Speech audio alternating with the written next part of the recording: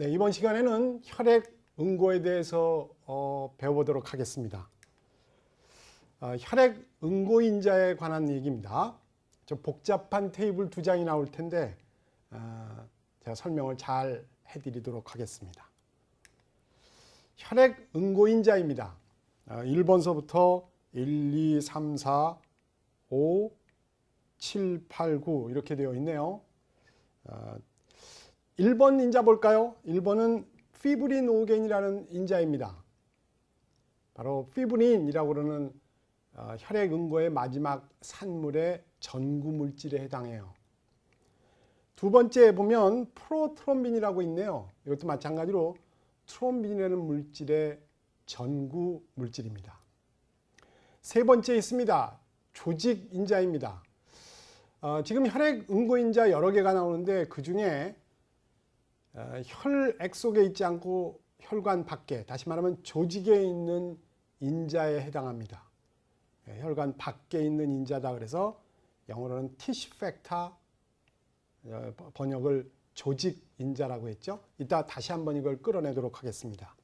4번은 칼슘이네요. 칼슘도 혈액 응고 인자의 하나입니다. 5번은 조금 어려운 단어죠. 하여튼 5번이라는 게 있고, 6번은 응고인자가 없네요. 여기 보면 5번에서 7번으로 바로 내려가는 것 같습니다. 예전에는 6번이 있었는데 이게 이름이 부여됐다가 아니라고 판명돼서 퇴출시켰답니다. 따라서 6번은 없는 상태죠. 7번, 8번, 9번 이렇게 되어 있습니다.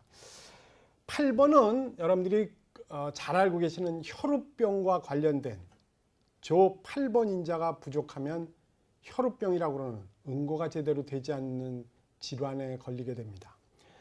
아래쪽에 보실까요? 바이타민 K 존재하에 간에서 생성하는 인자가 몇 개 별표시로 되어 있네요. 2번, 7번, 9번이 그렇네요. 지금 말씀드렸던 대로 바이타민 K 그리고 간은 출혈과 혈액 응고인자와 아주 밀접한 관계를 가지고 있습니다. 간에 이상이 있으면 출혈이 잘 멈추지를 않아요. 그래서 수술을 하는 경우에 말씀드렸던 대로 칼을 대야 되고 어쩔 수 없이 출혈은 이루어지게 되는데, 출혈이 일어났을 때 자체 내에서 지혈작용이 잘 순조롭게 이루어져야 상처도 빨리 아물고 아마 병도 잘 나을 수가 있을 겁니다. 그런데 간에 질환이 있으면 지금 말씀드렸던 응고인자가 제대로 만들어지지 않아 지혈을 시킬 수가 없어요. 잘 이루어지지 않겠죠. 지혈작용이 잘 이루어지지 않으면 병을 낫는데도 어려움이 많습니다. 그래서 수술하기 전에 간의 기능이 어떤지, 그리고 지금 말씀드렸던 대로 응고작용이 제대로 일어난지를 항상 검사하게 됩니다.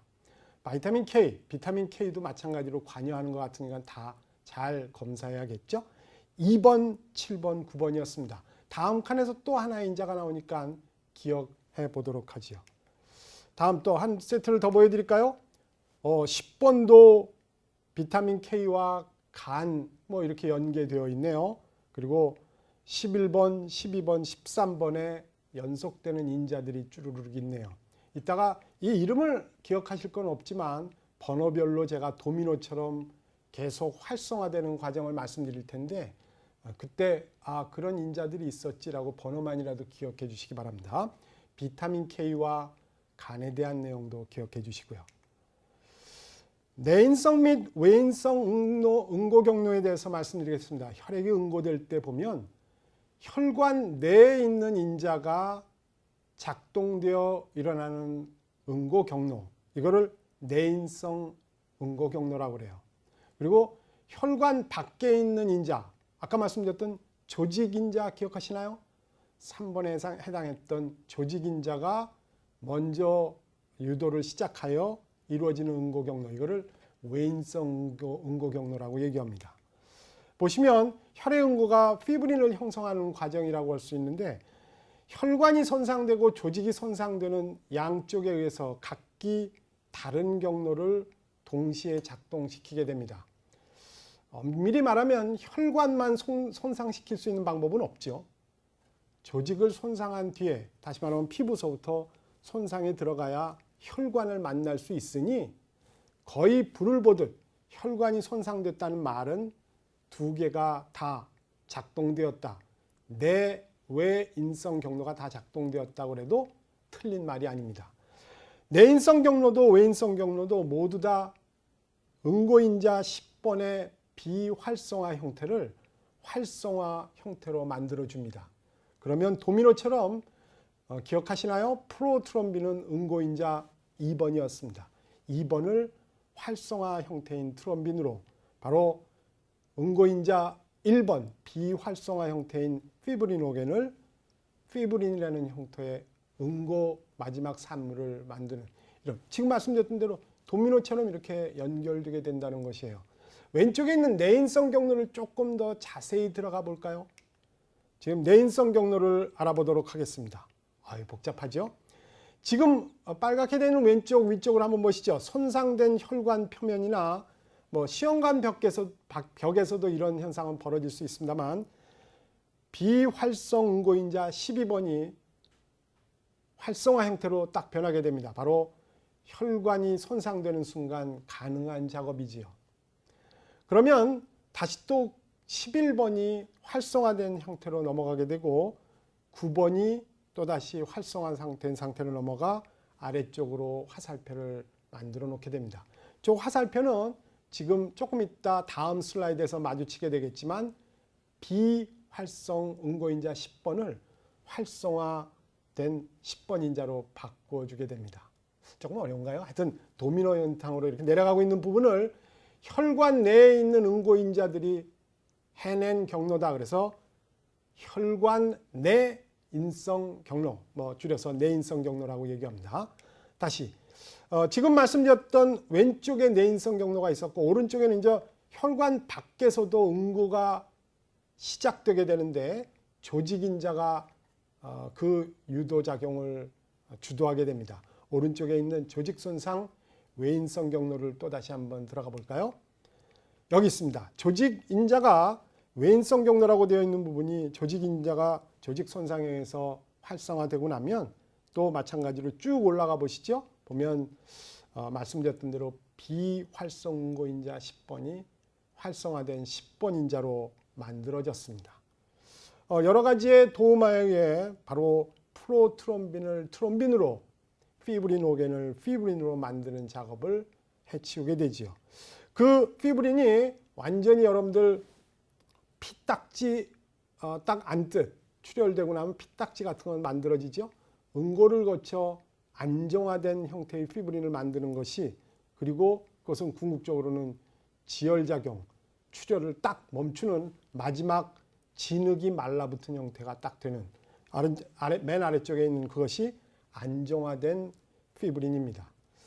실제로 옛날 얘기로 다시 돌아가 볼까요? 우리의 조상들은 안타깝게도 여러 사냥이나 부족 간의 싸움에 의해서 상처를 입고 출혈에 의해 돌아가셨을 거예요. 근데 같은 상처를 입어도 잘 멈추는, 지혈이 잘 되는 사람이 있는가 하면 그렇지 못한 사람이 있을 수 있었습니다. 지혈이 잘 안 되는 사람은 죽어갔을 것이고, 결국은 지혈이 잘 되는, 지금 말씀드렸던 내외인성 응고 경로도 잘 이루어지는 사람이 살아남아 자손을 번창하고 그 후예가 지금 우리라고 생각하시면 됩니다. 상처나면 잘 아무는 것 굉장히 좋은 반응이에요. 지금도 상처가 어디 다쳤다, 출혈이 딱딱 멈추면 굉장히 좋은 반응, 굉장히 괜찮은 기전임에 틀림없습니다. 단 안타깝게도 이런 현상이 벌어집니다. 혈관 속에서 우리는 그 옛날의 조상들보다는 잘 먹죠. 혈관 속에서 다른 일이 벌어지게 됩니다. 잘 먹고 나면 혈관 내 지방이 침착되게 되고, 그 침착된 지방은 걸림돌이 되어 지금 말씀드렸던 여러 가지 응고 기전을 유도하게 돼요. 혈관 내에 지방이 있으면 혈액응고인자들이 사실은 깨끗한 표면이었으면 휙휙휙 활성화되지도 않고 잘 돌아다녔을 텐데, 원치 않게 그런 지방이 걸림돌이 되면 응고인자가 활성화될 가능성이 있고, 활성화된 응고인자는 안타깝게도 혈관이 닫히지 않았는데도 거기다가 응고와 같은 피떡을 만들어 놓게 되지요.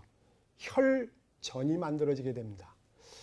우리는 그렇게 상처가 잘 아물었던 후에고, 그리고 그 조상과는 달리 너무 잘 먹고 혈관 속에다 지방을 꽉꽉 채워놓은 동맥경화를 만들었고, 그러다 보니 피가 잘 멈춰진 좋은 그 기능이 혈관 속에서 혈전을 만드는 기능으로 뭐 나쁘게 됐다고 그럴까요? 어쩔 수 없이 우리는 그걸 받아들이게 된 것입니다. 지금 우리가 여러 가지 혈전 질환, 뇌나 심장의 혈관이 막히는 질환에 걸리는 이유가 바로 그 사람들의 후회였기 때문에 그렇죠. 비만도 비슷한 것 같죠? 사냥을 하거나 채집할 때는 먹이가 풍요롭지 않았습니다. 그래서 똑같이 먹어도 어떤 사람들은 잘 피하 지방에다가 축적할 줄 아는 약간의 비만의 속성을 가진 사람이 있었고, 일단은 일부는 또 그렇지 않았죠. 아무리 먹어도 잘 찌지 않는 사람이 있었습니다. 혹한기를 지나갈 때 결국은 약간의 비만을 가진 자가 그렇지 않은 사람보다 잘 살아남았을 거예요. 그 후회가 지금 우리가 된 것입니다. 지금은 옛날과는 달리 풍요롭게 먹이를 얻을 수 있죠. 어마어마한 고도비만이 되는 그 이유이기도 합니다. 결국은 그 좋은 속성이 너무 과다한 형태의 영양 섭취 때문에 우리는 고도비만으로 가게 된 것이죠. 지금 여기 있는 이 혈전 형성도 잘 살아남은 자의 후회가 어쩔 수 없이 받아들여야 되는 그런 업보라고 생각하시면 좋겠습니다.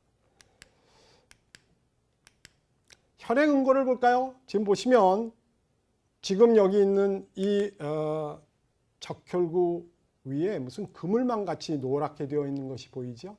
저 노랗게 되어 있는 저 그물망들이 안정화된 이제 피브린으로 갈 예정인 바로 피브린 덩어리입니다. 적혈구가 빠져나갈 수 없겠죠? 저것이 완벽하게 잘 그물쳐 있다면 어떠한 혈액 성분도 빠져나가지 못할 것입니다. 바로 지혈작용이 혈관 수축 후에 혈소판이 마개를 만들고 그 사이사이 혈액 응고인자로 피떡, 바로 응고가 딱 마무리되는 순간 출혈 완전히 멈춰지고 지혈로 가게 된다는 것입니다. 혈액 응고인자의 생성에 관여하는 여러 가지 물질들을 조금 알아보도록 할까요? 바이타민 K와 관계에 있었던 인자 기억하시나요? 2번, 7번, 9번, 그리고 10번이었습니다. 바이타민 K와 관련 있는, 그래서 간에서 만들어지는 그런 인자들을 제가 지금 설명드렸는데, 간에서 만들어지지만 비타민 K와는 조금 거리가 있는 또 한두 개가 있어요. 좀 더 들어가 볼까요?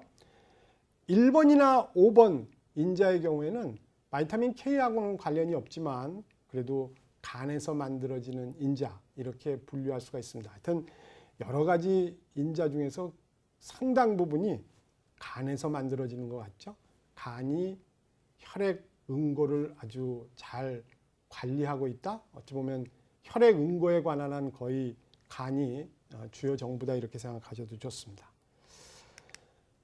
혹시 혈장과 혈청이라는 단어를 혼동해서 알고 계시지는 않나요? 혈장 그리고 혈청, 거의 동의어로 쓰곤 하는 경우도 있는데 엄밀히 말하면 다른 내용입니다. 조금 더 구체적으로 설명을 드리죠. 혈장이라는 것은 혈액을 원심분리하면 혈구 성분을 뺀 나머지 용액 성분을 얘기합니다. 뭐 예상하시는 대로 혈장입니다. 근데 이 혈장에서 응고를 일단 시켜봐요. 그러니까 혈액을 응고시킨 다음에 원심분리를 합니다. 그 다음에 위에 보면 응고된 피떡이 나타나겠죠? 그걸 싹 걷어냅니다. 그러면 실제로 한 번 응고하고 나면 쉽게 고갈이 되는, 쓰여지는 인자가 있어요. 그것은 응고하느라고 다 썼기 때문에 원심분리해서 피떡을 제거하고 난 나머지 용액 성분에는 그 인자는 존재하지 않을 겁니다. 그 인자가 여기 적혀 있는 대로입니다. 1번, 2번, 5번, 7번, 13번입니다.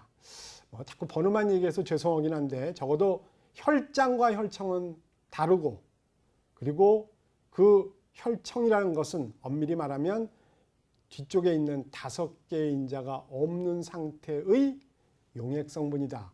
이렇게 하시면 될 것 같습니다. 혈액응고인자 다시 말씀드릴까요? 2번, 7번, 9번 바이타민 K 존재하에 간에서 생성하는 거였습니다. 1번은 피브리노겐이라고 그러는 피브린의 전구물질이었죠. 3번에는 조직인자가 있었습니다. 4번은 그냥 이온임에도 불구하고 응고인자 하나를 꿰찼죠. 4번입니다. 10번도 마찬가지로 비타민 K 존재하에 간에서 생성됐던 것 기억하시기 바랍니다. 혈액응고 과정, 다시 이 혈소판을 포함하여 마개를 만드는 과정을 포함하여 전체 그림인데, 요전 시간에 배우셨던 건데 오른쪽을 약간 덜 설명했었죠. 전체적으로 설명을 시작하겠습니다. 혈관 손상으로 혈액에 노출되고 나면, 결합 조직이 노출이 되고 나면 혈소판이 부착된다고 그랬죠. 2번 다시 내려와 보시면 혈소판에 마개가 만들어지고 있네요. 3번에 오니까 혈병이 혈액세포를 잡았습니다. 말씀드린 대로 응고가 일어나는 것 같죠. 오른쪽 화살표 2개로 내려와 볼까요? 혈소판이 근처의 혈소판을 달라붙게 하는 화학인자를 분비해서 지네들끼리 다닥다닥 붙어 마개를 형성한다고 그랬습니다. 손상된 세포와 혈소판이 모두 다 응고인자를 분비하고 있네요. 여러분들 잘 아시다시피 응고인자 아주 여러 개가 주르륵 분비됐고, 혈소판에서도 응고인자의 일단의 성분이 나오게 됩니다. 혈장 내의 칼슘과 다른 인자들이 전부 다 비활성화해서 활성화 형태가 되고 나면 잘 아시는 대로 피떡, 바로 혈병이라고 하는 것이 만들어지겠죠. 아래쪽에 다시 와보시죠. 트롬빈이 됐고, 다시 피브리노겐이 전구물질이 피브린이라고 하는 마지막 완성된 작품, 바로 혈전을 만들어 놓게 됐죠. 저기 보시면 진흙 발라놓듯 혈소판이 만들어 놓은 그 마개에다 덕지덕지부터 지혈을 완성시키고 있는 것 같습니다. 혈전 용해에 대해서 잠깐 볼까요? 지금 말씀드렸던 대로 혈관이 손상됐을 때는 그 혈전이 굉장한 위력을, 지혈이라고 하는 기가 막힌 기능을 해주게 됩니다. 그런데 원치 않게 혈전이 만들어지는 경우가 있다고 그랬죠. 아까 얘기로 다시 돌아갈까요? 우리는 필요 이상으로 많이 먹고 비만과 함께 혈관 속에도 지방을 차곡차곡 쌓아놓는 동맥경화의 전초 현상을 만들어 놓게 됩니다. 그렇게 만들어진 지방 덩어리는 왔다 갔다 하는 여러 가지 혈액 응고인자를 활성화시킬 수 있는 가능성이 있습니다. 혈관벽이 매끈해야 실제로는 혈액 응고가 일어나지 않는데, 약간 지저분하면 걸려 넘어지고 전구물질이 활성화되고 이렇게 된다는 것이죠. 지금 이렇게 되는 순간 우리는 뇌로 가는, 심장으로 가는, 아니면 우리 몸에 있는 모든 혈관이 점점 좁아지게 되고, 여러분들한테 말씀드렸던 대로 동맥경화가 생성되어 가게 되는 것입니다. 이렇게 동맥경화로 발전하다 보면 당연히 고혈압이나 다른 형태의 성인병이 될 수가 있겠죠. 따라서 이 혈관을 깨끗하게 만들어줘야 됩니다. 옛날에 상처가 나서 잘 지혈됐던 그런 속성을 가지고 있긴 하지만, 원치 않는 좁아짐, 원치 않는 혈관 속에 있는 혈전은 없애버려야 돼요. 없애는 약재를 제가 하나 알려드리겠습니다. 실제로는 우리 소변 속에 있는 어떤 물질인데요. 보시죠. 지금 이 그림은 왼쪽은 혈전을 형성하는 과정이고, 오른쪽은 여러 가지 반응이 제가 많긴 한데 그걸 설명드리진 않았지만, 플라스민이라는 물질이 활성화되는 과정을 통해 실제로는 혈전이 용해되게 됩니다. 기왕에 만들어진 혈전을 용해시키는 작업이 있다는 것이죠. 우리가 혈관이 다치고 나면 거기에 혈전이 생기고 그것을 평생 가져가지는 않아요. 그 부분을 용해시키는 작업이 오른쪽 편에 지금 화살표를 통해서 이루어지게 되는 것이죠. 자, 플라스민을 활성화시키는 것이 바로 그 혈전을 용해시키는 방법인데, 우리 몸에 있는 저 플라스민 활성화 작용을 촉진시키는 물질이 우리 소변 속에 있다고 합니다. 바로 유로키나제라는 물질이에요. 이것이 저것을 분해하여 혈관 속을 깨끗하게 할 수 있는 기능을 가진 셈이죠. 혹시 여러분들 이코노미석 증후군 들어보셨나요? 비행기를 10시간, 12, 3시간 막 이렇게 오랫동안 타고 가는데 좁은 좌석에 가만히 구부리고 앉아 있으면 다리에 있던 피가 골격근에 의해서 쭉쭉 짜서 위로 올라오는 이런 작업을 제대로 못하여 피가 다리에 정체되어 있다가 안타깝게도 그 다리에서 혈전이 만들어질 수 있습니다. 그 만들어진 혈전은 또 안타깝게도 위로 올라와 심장이나 뇌로 가서 중요 혈관을 막게 되면 심장마비나 아니면 뇌졸중을 만들 수 있겠죠. 지금 이와 같은 작업은 2016년 올해인가요? 2016년 4월에 있었던 구마모토 현에 지진 발생했을 때도 있었습니다.